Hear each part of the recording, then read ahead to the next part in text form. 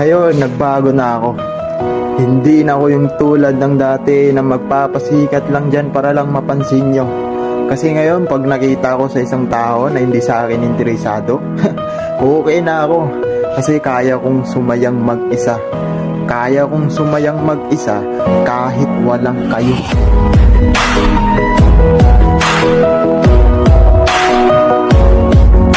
Swerte ng mga lalaking nakahanap ng babaeng simple lang, yung hindi maarte at hindi bumabase sa yaman o itsura. Yung tanggap niya kung ano ang meron sa'yo. Tanggap niya kahit yung mga Kontento ako sa itsura ko. Proud ako sa ugali ko.